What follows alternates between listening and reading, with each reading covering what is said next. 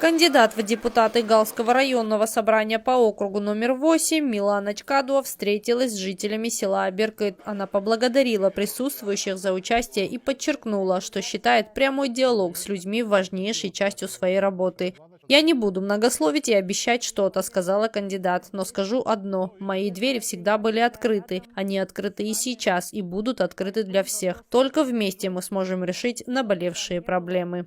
Ее биографию говорить я вам не буду. В других, может, в другом селе будем говорить, но здесь вы ее все прекрасно знаете. У вас тоже время отнимать не буду, утомлять не буду.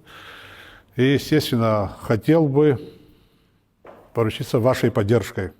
Рада всех приветствовать. Еще раз здравствуйте. Спасибо, что пришли, поддерживаете, всегда рядом стоите. Обещать и много говорить не буду. Что хочу сказать, вы все знаете, я всегда рядом с вами. По любым вопросам поддержу, что бы там ни было. Мои двери были открыты и сегодня, и в будущем тоже всегда будут для вас открыты всегда. И я думаю, что вместе с вами, совместными усилиями мы будем улучшать наши наболевшие вопросы. Я все проблемы села знаю, и вместе с вами будем решать. Жители поблагодарили Милану Чкадуа за открытость и внимание к их вопросам. Многие отметили, что такие встречи с кандидатами позволяют не только обозначить проблемы, но и совместно искать реальные пути их решения.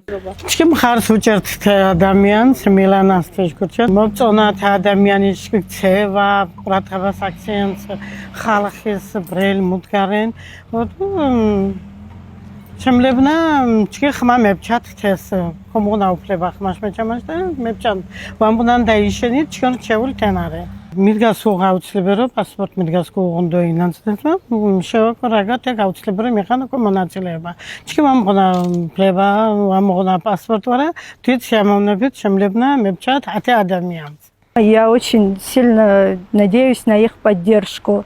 Вместе мы все сможем.